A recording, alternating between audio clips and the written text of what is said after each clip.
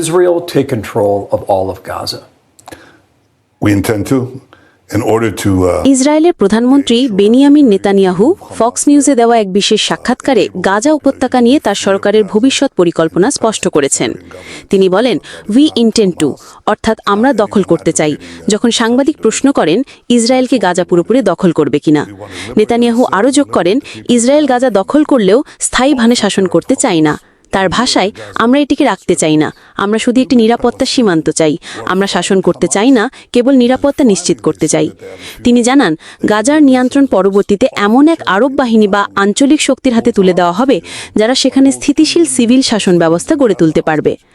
উদ্দেশ্য হিসেবে তিনি উল্লেখ করেন, হামাসের সম্পূর্ণ নির্মূল, গাজা থেকে ইসরায়েলের প্রতি নিরাপত্তা হুমকি দূর করা এবং এমন একটি প্রশাসনিক কাঠামো গড়ে তোলা যেখানে কোনো সশস্ত্র গোষ্ঠী ক্ষমতায় থাকবে না। তবে নেতানিয়াহুর এই পরিকল্পনা ইসরায়েলের ভেতর এবং আন্তর্জাতিক মহলে বিতর্কের জন্ম দিয়েছে।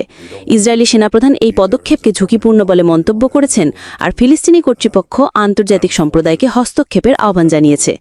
পরবর্তী নিউজ আপডেট পেতে আমাদের চ্যানেলটিকে সাবস্ক্রাইব করে পাশে থাকুন। নেতানিয়াহুর বক্তব্য স্পষ্ট, পুরো গাজা দখল করতে চান নেতানিয়াহু এবং দখলকৃত গাজার শাসনভার তুলে দিতে চান আরো বেশি নেতাদের কাছে।